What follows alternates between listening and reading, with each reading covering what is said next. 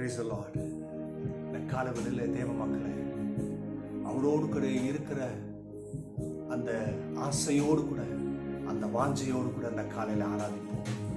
இந்த பக்தன் அப்படிதான் சொல்றாரு, நான் உம்மோடு கூட இருக்கணும், அது என் வாஞ்சை. உமது சித்தத்தை நான் செய்யணும், அதுதான் என் வாஞ்சை. உம்மோடு இருப்பது தான் என் உள்ளத்தின் வாஞ்சையா, உம் சித்தம் செய்வது தான் என் இதயத்தின் ஏக்கமையா. சொல்லுமா, உம்மோடு இருப்பது தான் என் உள்ளத்தின் வாஞ்சையா, உம் சித்தம் செய்வது தான் என் இதயத்தின் ஏக்கமையா. ஏசையா, உம்மைத்தானே என் முன்னே நிறுத்தி உள்ளேன். ஏசையா, உம்மைத்தானே என் முன்னே நிறுத்தி உள்ளேன். உம்மோடு இருப்பது தான் என் உள்ளத்தின் வாஞ்சையா,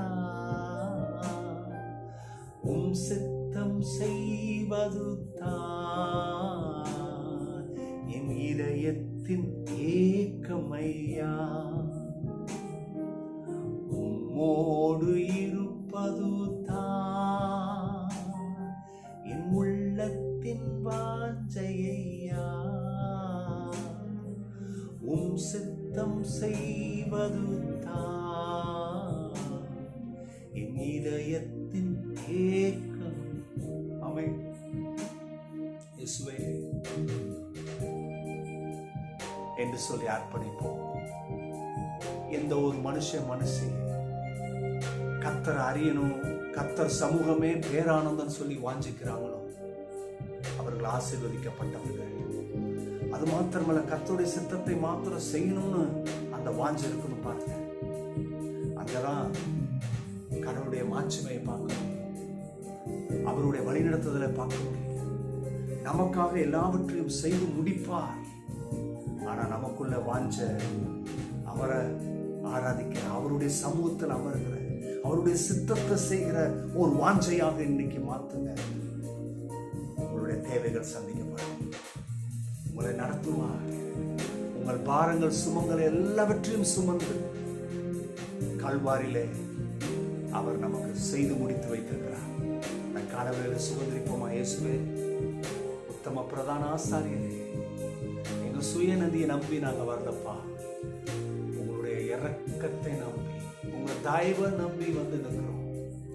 இந்த காலவேளையிலும் எங்களுடைய மனக்கண்களை தரங்க, உமது வார்த்தையில பலப்படுத்துங்க. ஆமென், ஆமென், ஹல்லேலூயா.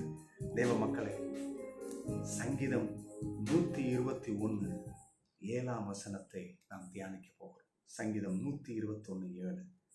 கர்த்தர் உன்னை எல்லா தீங்குக்கும் விலக்கி காப்பார். ஆமென். இந்த சங்கீதக்காரர் சொல்றாரு, எல்லா தீங்குக்கும். அந்த எல்லா தீங்குன்னு சொல்லும் போது எல்லா தீமையும் அதுல அடங்கிருது பாருங்க. எல்லா தீங்கும், தீமை, ஆபத்து, விபத்து, வியாதி, தரித்திரம், பாவம், சாபம், கொள்ளை நோய், வஞ்சிக்கிறாங்க பாருங்க சில பேர் நம்மளை, கடன் பிரச்சனை, அப்புறம் பிற்போக்கான எண்ணம். இதுல மூலம் என்ன நடக்குது? ஒரு பெரிய ஆபத்து, பெரிய தீங்கு வரும். ஆனா கர்த்தர் நம்மளை பாதுகாக்கிறார். எப்படி? அதை விலக்கி காப்பார். தாவீதை பாருங்க, கர்த்தர் அபிஷேகித்தாரு. கர்த்தருடைய அபிஷேகம் இருக்குதுன்னு சவுல் ராஜா பார்த்துட்டாரு. அவர் செய்கைகள் எல்லாம் ஆசீர்வாதமா இருக்கு.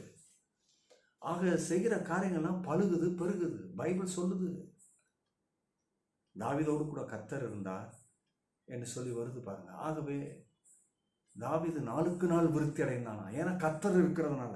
இதை சவுல் ராஜா பார்க்குறாரு, பொறாம. ஏன் சவுல் ராஜாக்குள்ள அந்த விருத்தி அடைகிறது நடக்கலை? அங்கே பொறாம இருக்கு, எரிச்சல் இருக்கு, பாருங்க, தீங்க தான் போடுறாரு. எப்படியாவது கொண்டு போடணும். ஒரு நாள் ஈட்டி எடுத்து செவரோட குத்தி போடணும்னு பார்க்குறாரு. ஒரு நாள் விருந்து கொடுத்துட்டு பிடிக்கலான்னு பார்க்குறாரு. அப்புறம் துரத்துறாரு, எங்கெங்க போறாரோ துரத்துறாரு பாருங்க. ஆனால் தாவீதை கர்த்தர் கைவிடலை.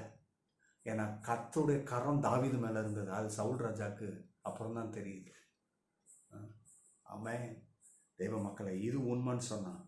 தாவீதுக்கு கர்த்தர் இவ்வளவு உண்மை உள்ளவராக இருந்தார் என்று சொன்னால், தாவீதை இப்படியாக கர்த்தர் பாதுகாத்தார் என்றால், உங்களையும் என்னையும் பாதுகாப்பது நிச்சயம். இன்னைக்கு இந்த இடத்துல இயேசுவே, நான் உண்மை நம்புகிறேன். பயப்படாதீங்க. உங்களை குறித்து, உங்கள் பிள்ளைகளை குறித்து, உங்கள் குடும்பத்தை குறித்து, உங்கள் வேலை ஸ்தலத்தை குறித்து, உங்களுடைய தொழிலை குறித்து, உங்களுடைய திருமண காரியங்களை குறித்து, எதிர்கால திட்டங்களை குறித்து பயப்பட வேணாம். கர்த்தர்கிட்ட உங்களை அர்ப்பணிங்க. கர்த்தர் என்ன செய்வார்? தீமை இருந்தாலும் அந்த தீமையை அகற்றிட்டு நன்மையான காரியங்கள் நம்மளை சூழ்ந்து கொள்ளுமாறு செய்வார். கர்த்தர் கண்டிப்பாக நடத்துவார். நீங்கள் ஆசீர்வதிக்கப்பட்டவர்கள். God bless you.